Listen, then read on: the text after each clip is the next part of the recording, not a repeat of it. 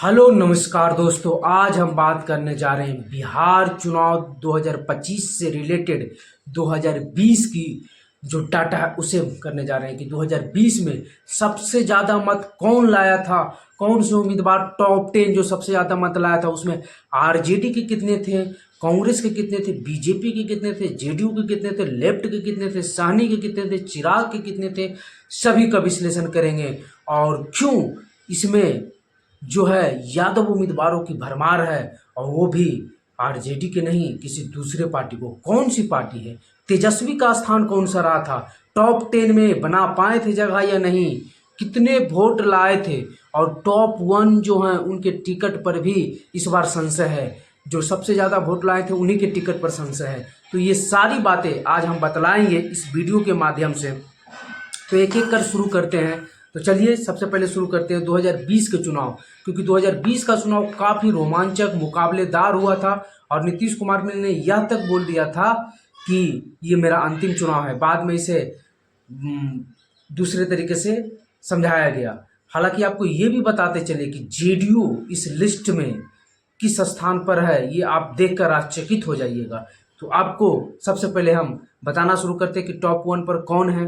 तो सबसे पहले 2020 में टॉप उम्मीदवार की अगर लिस्ट जारी किया है तो नंबर 1 पर आते हैं पवन कुमार यादव। जी हाँ, पवन कुमार यादव बीजेपी पार्टी से जीते थे। इनका जो विधानसभा है कहलगांव, और इन्हें 1,15,538 वोट आया था। ये काफ़ी ज़्यादा वोट था। कहलगांव से ये चुनाव जीते थे और इन्हीं के टिकट पर संशय है, क्योंकि वहाँ टिकटों के उम्मीदवारों की संख्या बहुत अधिक हो गई है। तो अब इन्हें इस बार का टिकट बीजेपी दे पाएगी या नहीं, ये सोचने वाली बात है। लेकिन सोच रहे हैं कि पहला नंबर पर वो भी यादव, और वो भी बीजेपी से, आरजेडी से नहीं। और आपको ये भी बताते चले कि 2020 के चुनाव में सबसे बड़े नेता के रूप में जो बिहार विधानसभा चुनाव लड़े थे वो तेजस्वी यादव भी थे। ना ही नीतीश कुमार चुनाव लड़े थे, ना ही सम्राट चौधरी चुनाव लड़े थे। तो इन लोग तो चुनाव लड़े नहीं थे। तो नेता तो सबसे बड़ा तेजस्वी यादव है, तो उनका स्थान कौन सा ये भी बताएंगे। दूसरे स्थान पर कौन आया था, दूसरे स्थान पर कविता देवी आई थी। ये भी बीजेपी से है। पहला और दूसरा दोनों बीजेपी से। इनकी विधानसभा कोड़ा है और इन्हें जो वोट मिला था 1,04,625 वोट मिला था कविता देवी को। तीसरे स्थान पर हैं जो जन जन के नेता कहे जाते हैं महबूब आलम। आप लोग कई वीडियो में देखते होंगे, वेद प्रकाश के वीडियो में ज़्यादा देखते होंगे। बलरामपुर से विधायक बने हैं, और ये ना तो बीजेपी के हैं, ना तो जेडीयू के हैं, ना ही आरजेडी के हैं, ना ही कांग्रेस के हैं। ये हैं लेफ्ट से, और इन्हें जो वोट आया था 1,04,485 वोट आया था। और ये जितने भी हम डाटा दे रहे हैं इलेक्शन कमीशन ऑफ इंडिया के द्वारा उपलब्ध कराई गई है, उसके अनुसार हम ये दे रहे हैं। चौथा जो सबसे ज़्यादा वोट लाए थे पूरे बिहार में, बिहार विधानसभा चुनाव 2020 में, तो वो थे आलोक रंजन, फिर से बीजेपी। जी हाँ, टॉप 4 में 3 बीजेपी के, और ये सहरसा से चुनाव जीते थे। इन्हें 1,03,538 वोट आया था। अब टॉप 5वां की बात करते हैं। टॉप 5 में हम देखते हैं कितने कौन हैं। तो टॉप 5 में अररिया से रबिदुल रहमान, जो कि यहाँ मारती है महागठबंधन की बाजी। टॉप 3 पर भी महागठबंधन और टॉप 5 पर, लेकिन इसमें आरजेडी नहीं है, ये कांग्रेस के उम्मीदवार है। कांग्रेस की एंट्री होती है टॉप 5 में, और ये अब्दुल रहमान को 1,03,054 वोट आया था। तो टॉप 5 में जो बिहार की सबसे बड़ी पार्टी 2020 में बनी थी आरजेडी, उसका तो जगह ही नहीं है। अब टॉप 6 में आते हैं। तो छठे स्थान पर बिहार सरकार के मंत्री नरेंद्र नारायण यादव, और ये जेडीयू से, ये आलमनगर से चुनाव जीते थे। 1,02,715 वोट इन्हें भी प्राप्त हुआ था। तो जेडीयू छठे स्थान पर एंट्री मारती है। अभी तक आरजेडी की एंट्री नहीं है टॉप 6 में। 7वें स्थान पर विद्यासागर केसरी, ये भाविसगंज से, और ये भी बीजेपी के।